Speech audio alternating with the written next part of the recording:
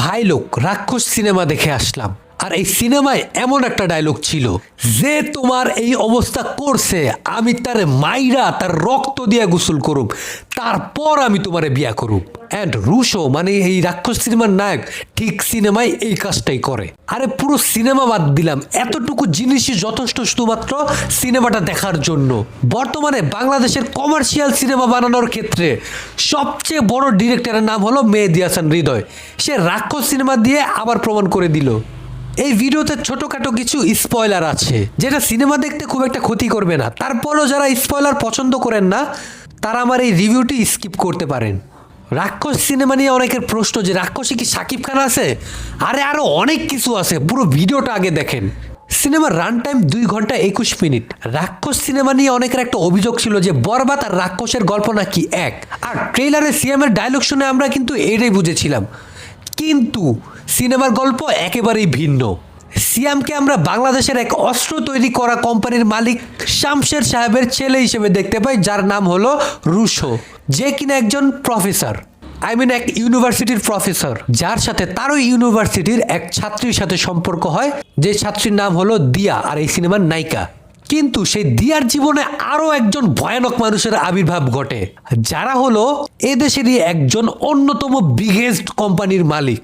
এখন কেনই দিয়ার জীবনে সেই ভয়ানক মানুষের এন্ট্রি হয়, আর রুশোই বা তাদের হাত থেকে দিয়াকে কিভাবে বাঁচায়, এটাই হলো মূলত সিনেমার গল্প। সিনেমার প্রথম হাফটা মূলত রুশো আর দিয়ার রিলেশনশিপ অ্যান্ড সিনেমার ওয়ার্ল্ড বিল্ড আপ করতে করতে কেটে যায়, যেটা দেখে বোরিং হওয়ার প্রশ্নই আসে না। আর দ্বিতীয় হাফটা ছিল পুরাই ব্লাডি ব্যাঙ্গার, বলতে পারেন ভায়োলেন্স আর অ্যাকশনে ভরপুর। ভায়োলেন্সের দিক দিয়ে বরবাদকেও ছাড়াই গেছে রাক্ষস সিনেমা। সিনেমায় বাংলাদেশের প্রিন্স মুসা সাহেবকে খুবই ভালোভাবে অ্যাডপ্ট করা হয়েছে, তার ক্যারেক্টারটাকে, যার চরিত্রে অভিনয় করেছেন আমাদের আলিরাজ সাহেব। অ্যান্ড এই চরিত্রটার অ্যাটিটিউড অ্যান্ড বডি ল্যাঙ্গুয়েজ ছিল দেখার মতো, পুরাই অস্থির, হেভি পাওয়ারফুল একটা ক্যারেক্টার, যে থাকে নায়কের বাবা। বরবাদ সিনেমায় ভিলেন ছিল একজন, যার সাথে নায়কের অ্যাকশনটা খুব একটা জমে নাই, কিন্তু এই সিনেমাতে ভিলেন ছিল মোট 3 জন, আর এক একজনের চেয়ে এক একজন আরো বেশি ভয়ঙ্কর। তাদের আবার রয়েছে একজন দাদি, আর তাদের দাদি তাদের চেয়েও ভয়ঙ্কর। তবে ভিলেনদের মধ্যে সোহেল মণ্ডল ছিল বেস্ট, তার get up, dialogue delivery, acting সবকিছু ছিল বাকি ভিলেনদের চেয়ে অনেকটাই বেশি ভালো। পাশাপাশি অন্য ভিলেনদের চেয়ে তার স্ক্রিন টাইমটাও বেশি ছিল। নায়িকা হিসেবে মোটামুটি সুস্মিতা চ্যাটার্জি জাস্ট তার কাজটা করে গেছেন, আহামরি কিছু ছিল না। তবে ভাই বরবাদে জিল্লুকে খুবই অল্প সময় স্ক্রিন টাইম দেওয়া হয়েছিল, বাট রাক্ষস সিনেমায় তাকে একটা ইম্পর্টেন্ট ক্যারেক্টার দেওয়া হয়েছে বলা যায়, তাকে বেশ অনেকটা সময় স্ক্রিন টাইম দেওয়া হয়েছে, অ্যান্ড সে এটা ডিজার্ভও করে, কারণ তার কিছু ডায়লগ শুনে দর্শকরাও ইমোশনাল হয়ে গিয়েছিল। ভিডিওর এই পর্যায়ে ছোট্ট একটা স্পয়লার, ইয়েস হ্যাঁ, এই সিনেমাতেও শাকিব খান আছে, আর সেই বরবাদেরই শাকিব খান। এখন এই সিনেমায় তিনি কেন আছেন, কিভাবে আছেন, এটা বলা যাবে না, এটা জানতে হলে আপনাকে সিনেমা দেখতে হবে। সর্বশেষ সিয়ামের পারফরমেন্স কেমন ছিল? সত্যি কথা বলতে গেলে সিয়াম তার সবটা দিয়ে চেষ্টা করেছে, যে কিনা নিজেকে আলফা মেল মনে করে, বাট শাকিব খানের বরবাদ সিনেমার সেই অরাটা সে ম্যাচ করাতে পারেনি। সেটা ম্যাচ করার মতো ক্ষমতা সিয়াম কেন, বাংলাদেশের আর কোনো নায়কের নেই। সিয়াম তার ভয়েসটা মোটা করে ডায়লগ দেওয়ার চেষ্টা করেছে, বাট সেই ভাবটা আসেনি। কিন্তু তার অ্যাকশন, অ্যাক্টিং, সিনেমার কালার গ্রেডিং, হিস্টোরি সব দিক থেকেই বরবাদের চেয়ে কোনো অংশেই কম ছিল না রাক্ষস।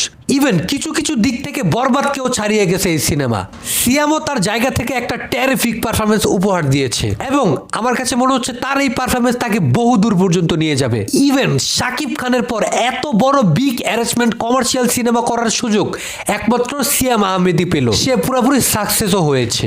ডিরেক্টর মেহেদী হাসান হৃদয়ের একটা স্পেশাল দিক হলো সে কিন্তু অ্যানিমাল সিনেমা থেকে অনেক কিছুই নেয়, আর সেই জিনিসগুলো সে তার সিনেমায় এমন এমন জায়গায় প্রেজেন্ট করে যা দেখতে একেবারেই মানানসই অ্যান্ড পারফেক্ট মনে হয়, এবং রাক্ষস সিনেমাও তা 100% অ্যাকুরেট ভাবে ফিট হয়েছে। দেখে মনে হয় এই সিনে এই জিনিসটা দরকার ছিল।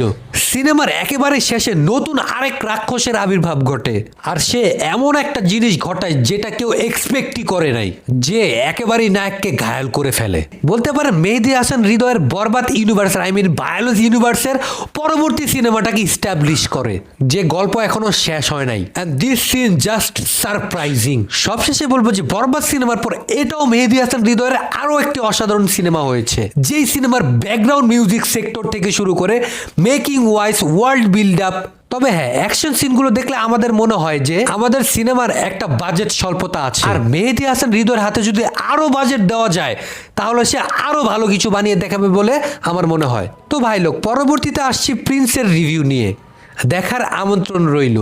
ততক্ষণ দেখতে থাকুন সজীবের ডাইরেক্ট পয়েন্ট।